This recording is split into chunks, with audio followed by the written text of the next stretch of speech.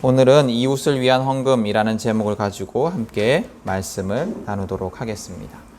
우리 지난해 코로나가 대구 지역에 크게 초반에 크게 유행을 했었을 때 여러분들도 경험하셨겠지만 대구가 차별의 어떤 그 지역이 되었어요. 차별의 대상이 되었습니다. 그래서 대구에 산다는 이유로 코로나19에 감염된 사람인 것처럼 그렇게 취급을 당했어요. 그래서 대구는 절대로 가서는 안 되는 지역이 되어버렸고 대구 말투를 쓴다는 이유로 혹은 대구가 거주지라는 이유로 차별을 당하기도 했습니다. 우리 실제로 차별을 당한 우리 성도들도 있습니다. 또 여기에다 이제 지역의 보수적인 정치색에 대한 반감까지 더해서 일부에서는 대구 지역을 전체 봉쇄해야 된다, 뭐 이런 이야기까지 나오기도 했었습니다.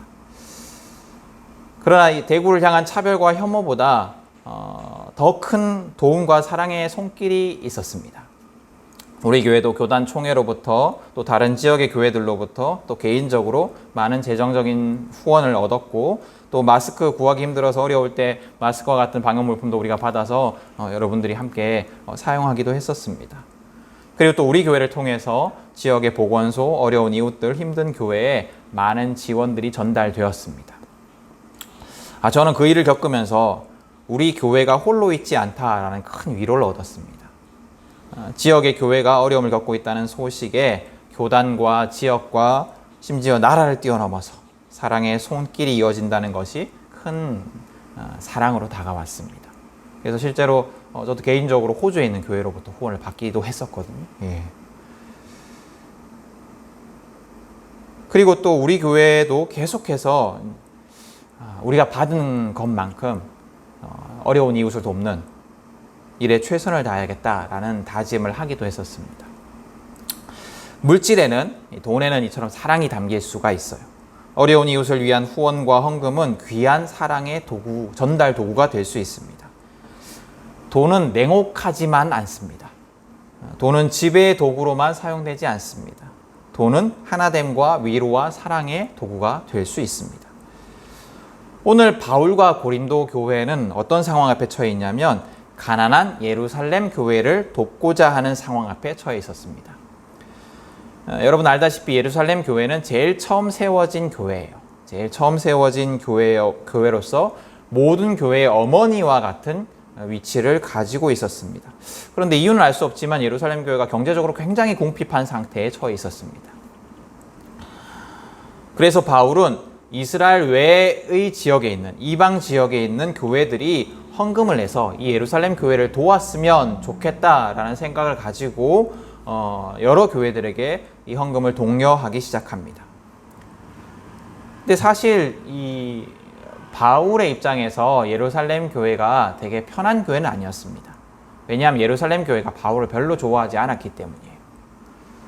이 예루살렘 교회 안에는 아직도 유대주의자들의 입김이 셌습니다. 이 유대주의자들은 어떤 사람들이냐면 예수를 믿기 위해서는 먼저 유대인이 되어야 된다라고 주장하는 그런 사람들이었어요. 그래서 할례도 받아야 되고, 예수를 믿기 위해서는 할례도 받아야 되고, 또 율법도 지켜야 된다. 음식 정결례 같은 것들을 지켜야 된다. 그래서 부정한 음식을 먹으면 안 되고, 또 안식일도 지켜야 되고, 이런 것들을 다 해야 된다라고 주장하는 사람들이었습니다.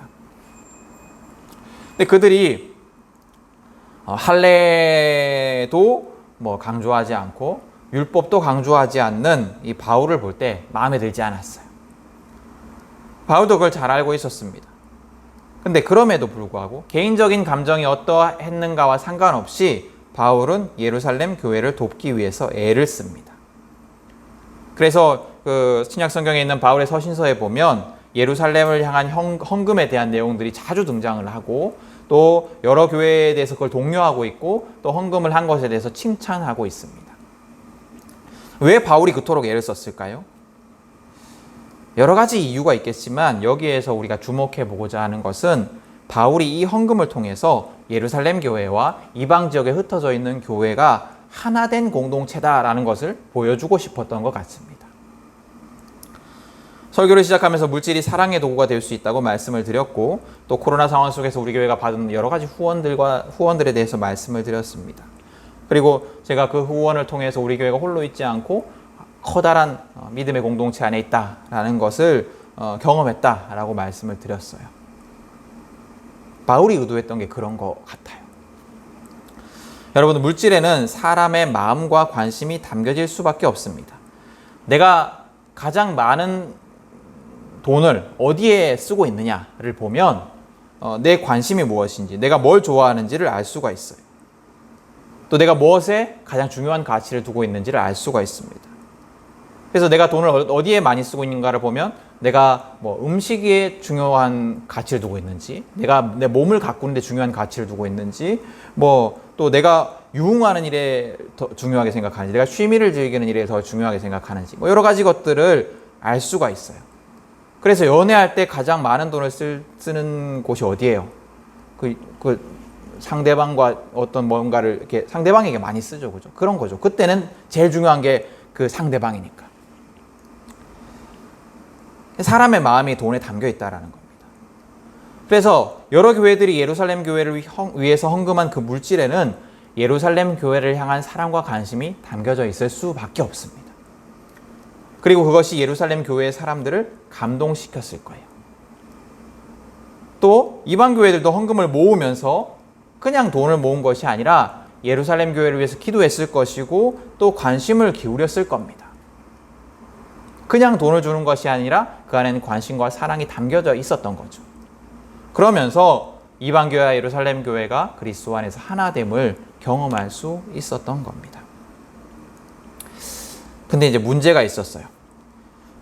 비교적 부유했던 것으로 보이는 고린도 교회가 아마 다른 교회들보다 좀 부유했던 것 같아요. 근데 이 고린도 교회가 예루살렘 교회를 돕기 위한 헌금에 협조하지 않는 거예요. 이런 상황 속에서 바울은 오늘 이 편지에서 그 헌금에 대해서 이야기를 하고 있습니다. 오늘 읽은 본문은 이제 8장 1절부터 시작된 본문의 내용인데요.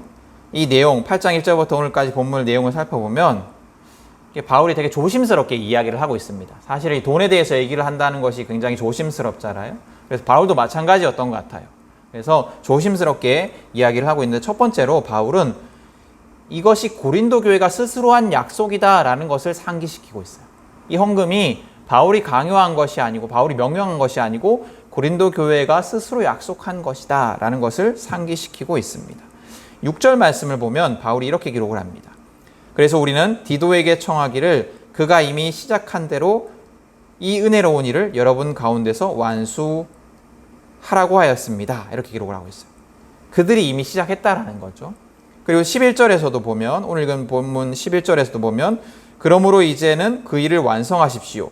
여러분이 자원에서 시작할 때에 보여준 그 열성에 어울리게 여러분이 가지고 있는 것으로 그 일을 마무리 지어야 합니다. 라고 얘기를 합니다. 또 다른 곳에서도 1년 전에 여러분이 약속한 것 뭐 이런 얘기들을 계속하고 있습니다. 아마도 고린도 교회는 바울이 전한 예루살렘 교회의 어려운 형편을 듣고 자원하는 마음으로 헌금을 결정했던 것 같아요. 우리도 예루살렘 교회를 돕자.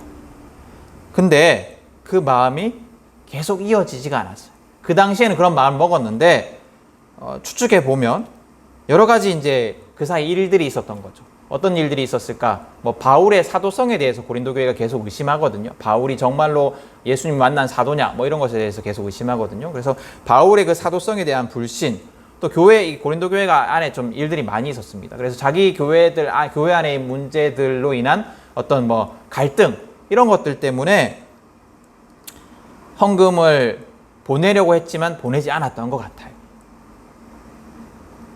그러니까 고린도 교회에 있어서 예루살렘 교회를 향한 그 사랑의 마음, 관심은 다른 상황들에 의해서 자기 안에 있는 다른 상황들에 의해서 쉽게 뒤로 미뤄질 수 있는 그 정도의 사랑과 관심이었던 거예요. 어쨌거나 그럼에도 불구하고 고린도 교회의 결정은 고린도 교회가 예루살렘 교회를 돕기 위해서 헌금을 결정한 것은 바울의 강요 때문이 아니었습니다. 고린도 교회가 스스로 다짐하고 결정했습니다. 그래서 바울은 그 약속을 상기시키면서 그 약속을 지키라고 이야기를 하고 있는 겁니다. 두 번째로 바울은 고린도 교회의 여러 가지 장점들을 칭찬하고 있어요. 7절을 보면 바울은 고린도 교회의 믿음, 말솜씨, 지식, 열성, 바울을 향한 사랑에 대해서 칭찬합니다. 여러분, 고린도 교회는 굉장히 은사가 많은 교회였어요. 그래서 여기 막 방언에 대해서도 막 뭐 얘기하고 뭐 여러 가지 막 뭐 예언의 은사 뭐 이런 얘기들이 고린도 교회에 많이 등장을 합니다.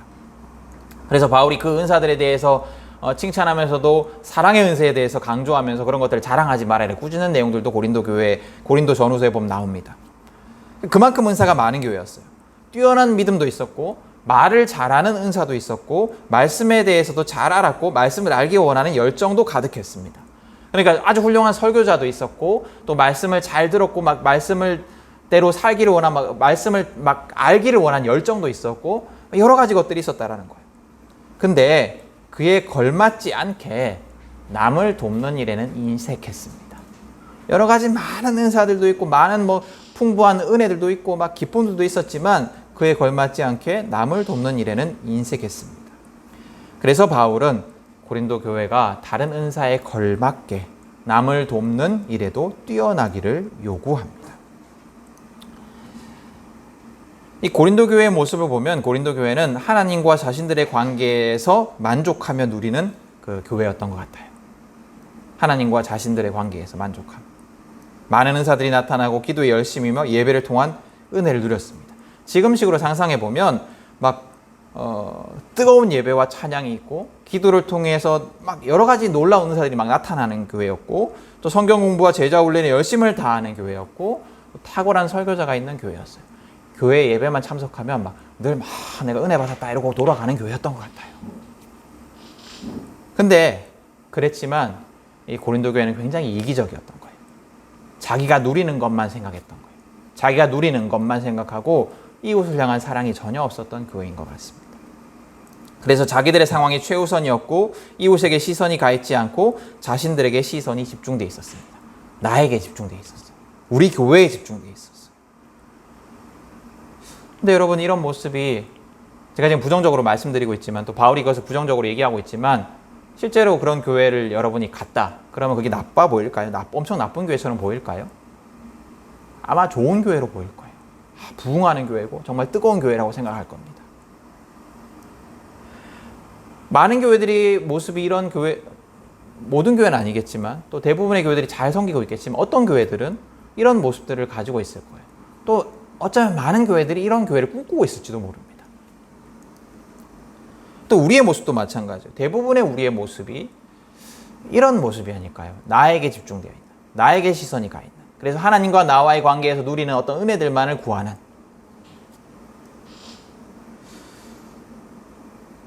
개인적인 신앙에만 만족하고 그것을 자랑하는 대부분의 우리의 모습이 고린도 교회, 오늘 고린도 교회의 모습과 별반 다르지 않은 것 같습니다.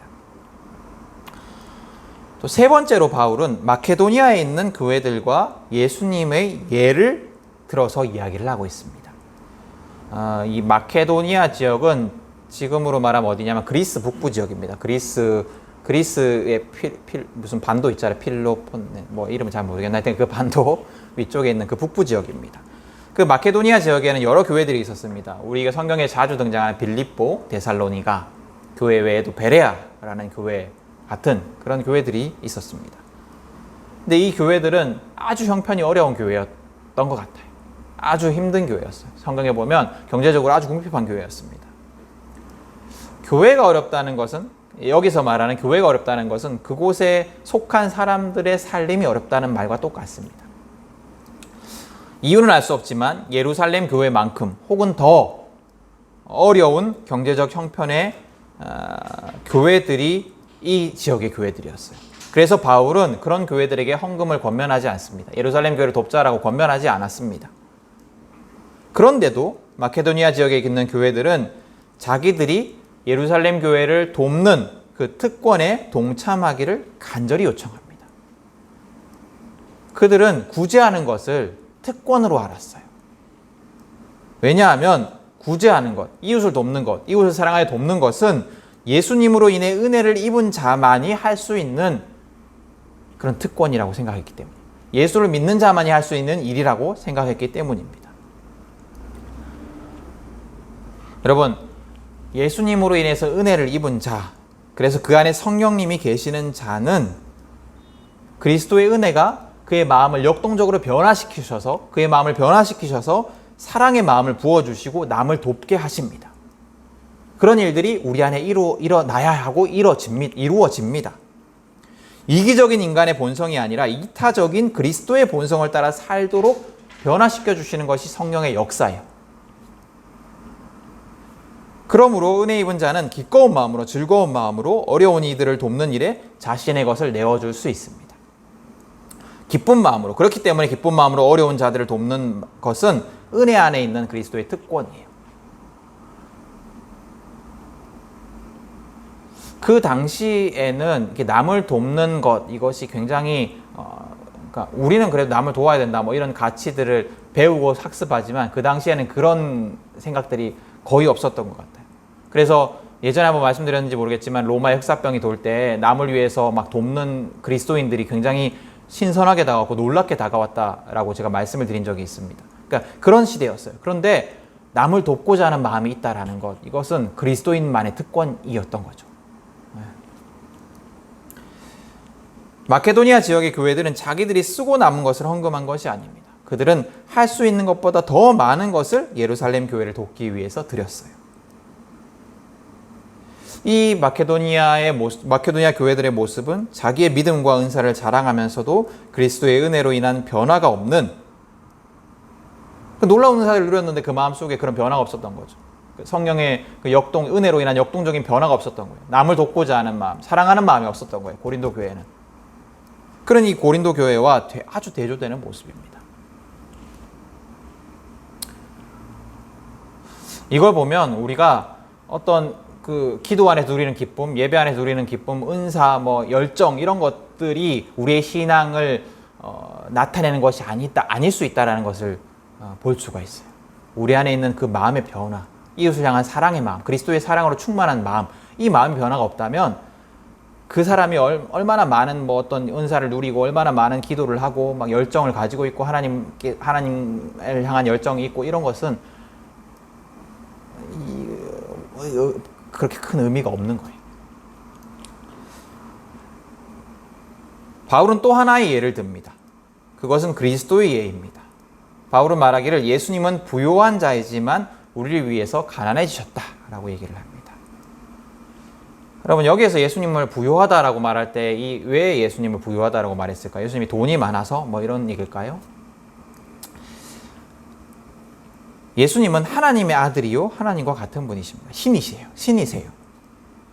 우주를 창조하시고 주관하시고 간섭하시며 마음대로 하실 수 있는 분, 인간의 삶과 죽음과 모든 것, 생사화복을 마음대로 하실 수 있는 분이 신이신 예수님이세요. 그분은 그래서 말로 다 할 수 없이 부요하신 분입니다. 부족함이 없는 분이에요. 충만하신 분이에요. 그렇게 부요하신 분이 우리를 죄에서 구원하기 위해서 피조물인 인간의 몸으로 이 땅에 오셨습니다.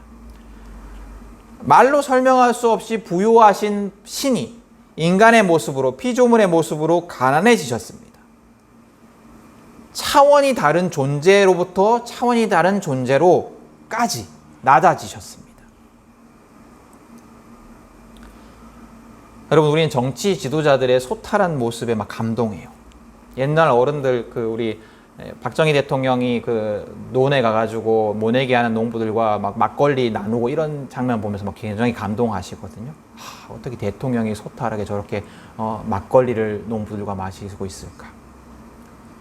또 이게 루머다 이런 얘기도 있지만 어쨌거나 독일에 가서 광부들, 간호사들을 만나서 그들과 함께 눈물을 흘렸던 일화, 박 대통령이 눈물을 흘렸던 일화, 이런 것들을 보면서 굉장히 막 감동을 합니다. 또 문재인 대통령이 그때 세월호 이런 사람들하고 세월호 피해자들 유가족들한테 가가지고 막 손을 잡고 눈물을 흘리고 같이 금식하고 이런 것들을 보면서도 감동해요. 더 과거로 올라가면 백성들이 기근에 막 시달리자 자신의 밥상에 반찬을 줄이라고 했던 왕의 이야기에도 사람들은 감동합니다. 정말 훌륭한 왕이다. 어떻게 권력의 정점에 있는 사람들이, 어떻게 권력의 정점에 있는 대통령이나 왕 같은 사람들이 아주 평범한 서민들과 함께 소탈한 일상을 나눌 수 있을까? 정말 겸손한 사람들이다. 정말 겸손한 지도자다. 정말로 소탈한 지도자다. 이렇게 칭송을 합니다. 근데 여러분, 예수님의 자기 포기와 가난해지심은 이런 것들과 아주 비교할 수가 없어요. 우리가 감동에 맞지 않는 그 대통령과 왕은 어쨌거나 같은 인간이에요. 그러나 예수님의 자기 포기는 영원한 신이 죽음이라는 것은 절대 개입할 수 없는 영원한 신이 유한한 인간이 되셔서 죽으신 사건이에요. 이 놀라운 예수님의 선택, 이 놀라운 예수님의 자기 부요의 포기와 가난해지심의 선택은 우리를 부요하게 하기 위함이었습니다. 바울은 이처럼 예수님의 자기 포기로 부요함을 얻은 고린도 교회가 그 은혜를 기억하면서 마케도니아에 있는 교회들처럼 어려운 예루살렘 교회를 돕는 특권을 누리라고 권면하고 있는 거예요.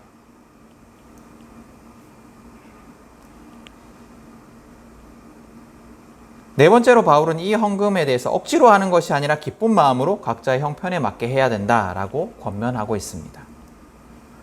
이건 모든 헌금에 대한 가르침과 똑같은데요. 성경은 율법적인 헌금을 가르치지 않습니다. 율법적인 헌금이라는 게 뭐냐면 헌금을 하지 않으면 벌을 받는다라고 가르치지 않아요.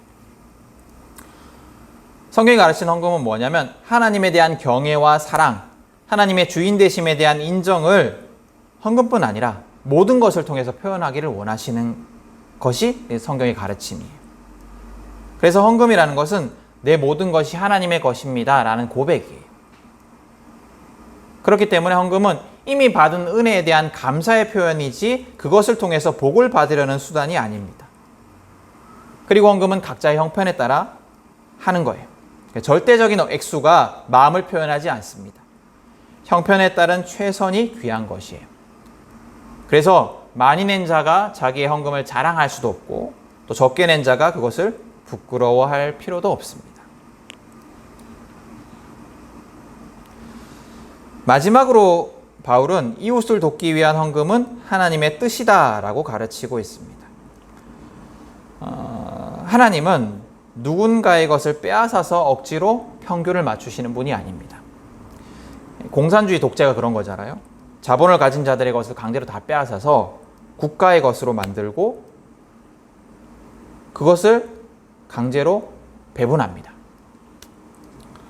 그러나 성경이 가르치는 것은 지금 넉넉한 자가 어려운 자를 돕고 또 지금 넉넉한 자가 어려워졌을 때 다른 이들이 또 돕고 이렇게 해서 서로 어려움을 겪지 않도록 하는 공동체, 서로 책임지는 공동체, 이것에 대해서 얘기를 하고 있는 거예요.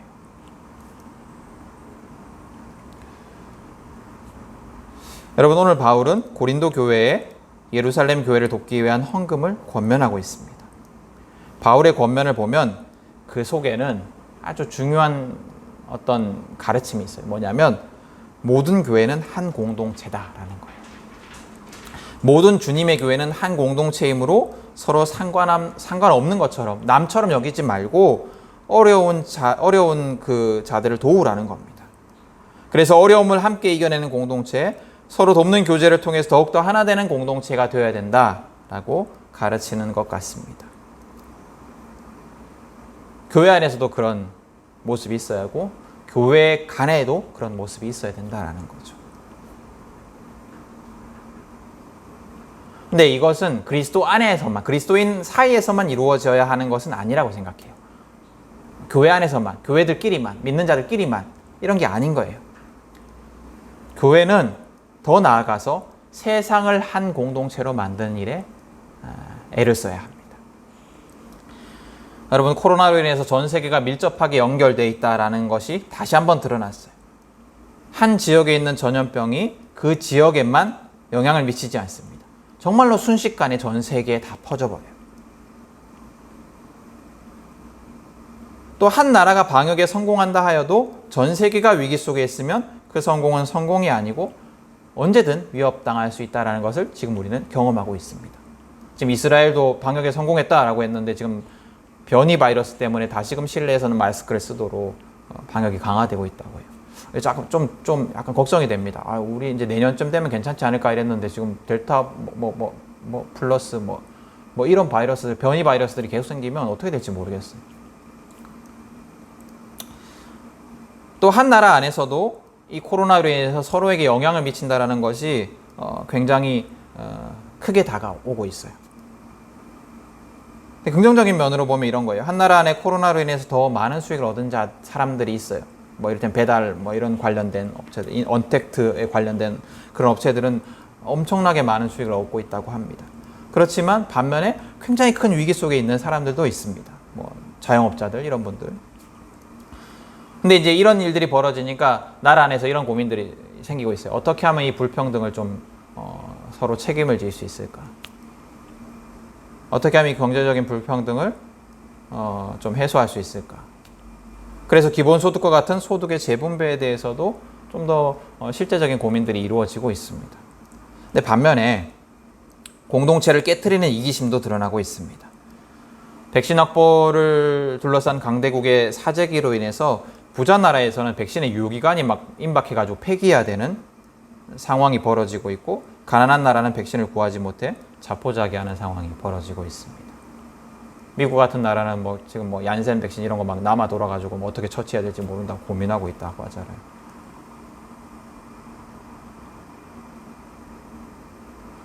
코로나의 위기 속에서 부자 나라와 가난한 나라의 대처 능력이 극명하게 갈리고 있어요.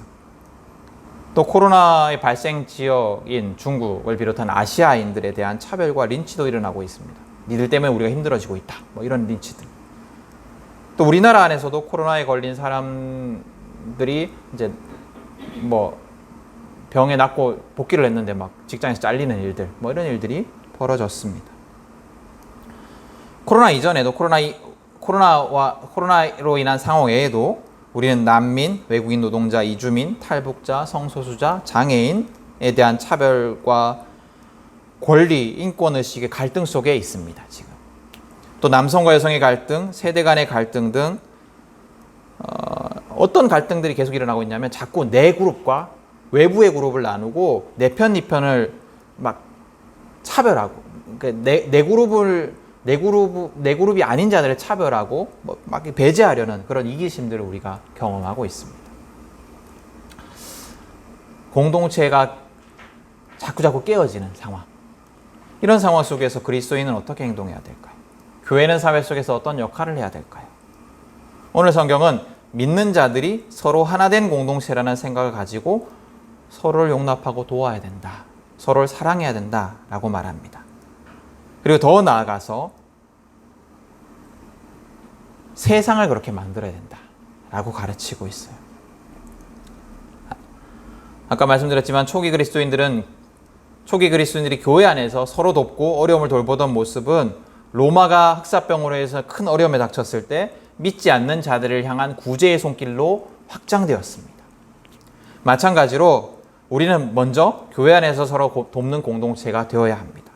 그리고 그 사랑이 지역교회로, 세계교회로 확장되어야 합니다. 그리고 더 나아가서 우리가 살아가는 세상 속에서 교회가 세상을 하나 되게 하는 공동체.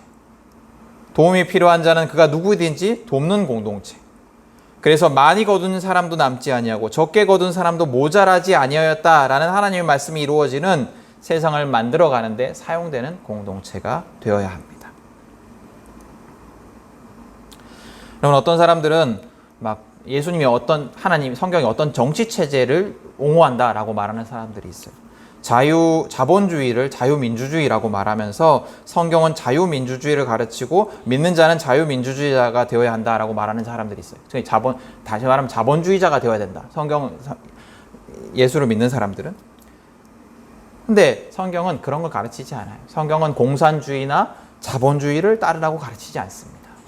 성경이 가르치는 것은 뭐냐면 이기심을 거부하고 이타적인 삶을 살라는 것이고, 그 이타적인 삶의 정점에 복음이 있다고, 예수님의 사랑이 있다라고 가르치는 겁니다. 여러분, 예수님의 구원만큼 이타적인 사랑이 어디 있겠습니까? 우리는 그 이타적인 사랑을 전하는 자들입니다.